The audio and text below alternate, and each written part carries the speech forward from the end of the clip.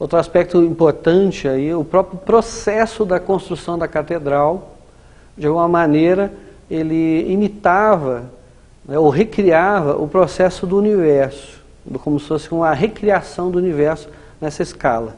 Então, a construção de uma catedral seria como se fosse uma recriação de universo, numa escala próxima ao ser humano. Certo? Então, todo esse processo desde o início era semelhante. Bom, esse mito da criação, digamos assim, é muito universal, né? Então, eles usavam muito os termos gregos, né, que era uma fonte importante desses construtores, né? Então, eles tinham aquela ideia geral do que no início seria o caos seria como se fosse essa substância universal sem nenhuma organização específica, seria como se fosse uma energia potencial do universo, mas sem forma ainda. Aí teria o Theos, né, que seria o elemento consciente, ou a força do universo. Então, o universo estava em repouso, esse Theos estaria em repouso dormindo, como se fosse, né, em estado latente. Quando o universo surge, é como se esse Theos se desperta, esse Theos entra em ação, essa força, digamos, entra em ação, e ela vai vibrar ou vai movimentar essa substância primordial, esse caos primordial, né? Então, cada tradição tem esse momento, às vezes é o faça-se luz, né? Ou às vezes é uma dança cósmica de uma divindade, né? Então, cada cultura representa de um jeito esse início, mas sempre é muito semelhante, né? Sempre essa ação inicial, né? Então, dessa ação inicial, essa força ela vai agora reverberar nesse caos e vai dar forma, né? E do Theos reverberando no caos gera o cosmos, que seria a união dos dois, ou seja, tem a força e tem a substância juntos. Então a força gera formas e surge automaticamente o cosmos. Uma imagem interessante é como se fosse jogando um lago, né, com as ondas aleatórias, né, aparentemente, jogando uma pedra nele, né? Então essa é uma força que, a partir de um ponto de ação, vai reverberar e vai gerar ondas, ciclos concêntricos, né? Vão gerar uma forma naquele caos, né? Então é uma ideia semelhante. E nas catedrais era muito semelhante o processo. Primeiro eles buscavam um local especial, como se fosse aquele local, agora ali esse universo ia se recriar ali, essa ordem universal, né? Então aquele espaço profano, digamos assim, sem sentido, agora ele ia ser ordenado, ia ser sacralizado. Então esse ponto, no caso das catedrais góticas, era muito usado os templos antigos, os templos romanos ou mesmo templos celtas, né? Então via de regra que se usava. E nas épocas desses celtas ou romanos, eles escolhiam, às vezes, templos mais antigos que eles, ou locais especiais que eram considerados ou locais que tivessem uma força energética ou algum elemento assim que era considerado aquele espaço especial. No caso das catedrais, os próprios templos antigos. A primeira coisa que se fazia nesses templos, nesses locais, então era marcar esse ponto. Então começava tudo o quê? Era um mastro de madeira que se colocava, se penetrava esse mastro na parte central daquela região, daquele antigo templo, né, nas bases dele, e ali era como se fosse aquele Theos despertando. Agora, a partir desse ponto vai irradiar aquela ordem. Desse ponto vai irradiar que todas as proporções e os ritmos vão gerar aquela catedral, como se fosse esse universo numa escala micro. Então, a partir desse poste, vão ter vários outros procedimentos. Então, o processo da construção da catedral é como se fosse uma grande cerimônia, um rito de criação do universo, nossa escala. E também tinham 6 etapas, assim como na tradição, a criação cristã, né, também Deus fez o mundo em 6 dias. A primeira etapa, a gente já falou, foi a escolha do local, aquele local consagrado, né? O segundo é o mastro, que representa o eixo vertical, é esse divino, né, que entra na matéria.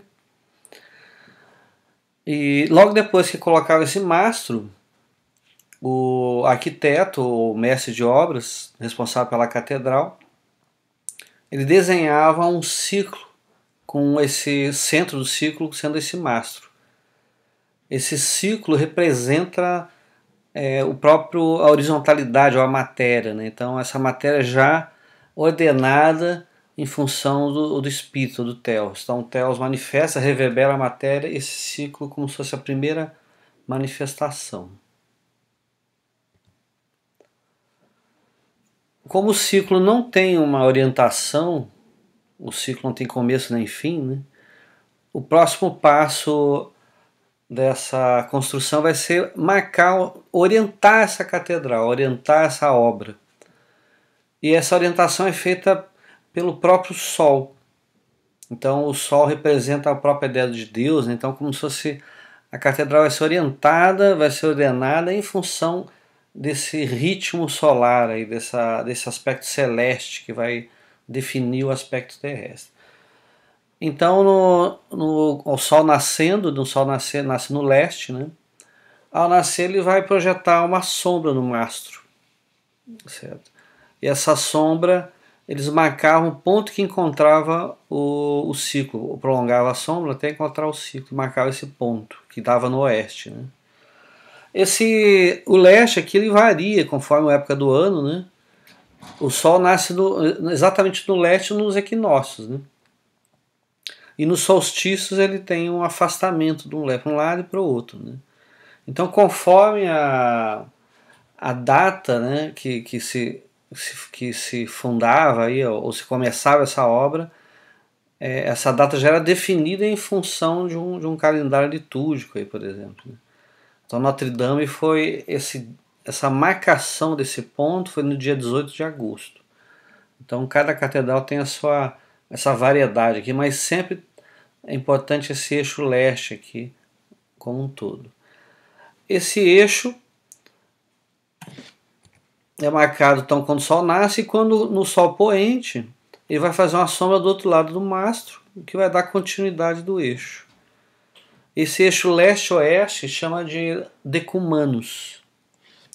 É um termo latim, né? Aí no zênite, né, quando o Sol estava a pino, né, na parte mais alta, próximo do meio-dia, ele gerava uma sombra também nesse mastro. No hemisfério norte, o Sol ele vai gerar uma sombra do lado do norte. No hemisfério sul ele vai gerar para o lado sul, né? Então lá, essas catedrais são do hemisfério norte. Então essa pequena sombra aqui, ela é prolongada para um lado e para o outro através do mastro até a sombra, até encontrar também o ciclo. Aí vai marcar o ponto norte e sul, certo? Esse outro eixo, esse eixo chama Cardos. E esses são os dois eixos marcados pelo Sol aí, o Cardos e o Decumanus. É interessante que esse mesmo Cardos e Decumanus era também os eixos básicos das construções nas cidades romanas e em várias tradições mais astecas, a Índia, né? Era esse mesmo processo do Sol marcando o eixo principal. Então aqui também é como se o tempo e o espaço surgisse, essa dualidade, né? Como se fosse, já tinha uma dualidade celeste, digamos assim, o Teos e o Caos, já uma espécie de dualidade cósmica original, e agora manifesta essa dualidade no mundo, através dos dois eixos, dessa cruz, que também a gente pode associar o tempo e ao espaço. O espaço definido pelo ciclo e o tempo por essa orientação, o ciclo do solar aí, né? Que vai marcar esse eixo. Aí o próximo passo aí dessa orientação é marcar o quadrado celeste, que é justamente o quadrado que vai ser definido por esses 4 pontos do eixo norte, sul, leste, oeste. Esse quadrado aqui, que está em verde, né? Agora em vermelho. Então isso é chamado quadrado celeste. Ele vai dar um padrão importante para toda a catedral, vai ter um módulo rítmico aqui. Mas ele nunca vai ser expresso, ele vai ser desenhado no início e depois ele vai ser a base para os módulos geométricos, mas ele não vai estar manifestado na catedral. O que vai manifestar é o quadrado terrestre, que é um complemento do celeste, é como se fosse um reflexo do ritmo celeste na Terra. Então esse quadrado terrestre pegava um ponto do centro também aqui do mastro até um ponto médio do quadrado celeste, de um dos lados do quadrado celeste. Aí unia esse ponto e até chegar no círculo, né? Então unia do mastro até o ponto médio do quadrado e prolongando até o círculo.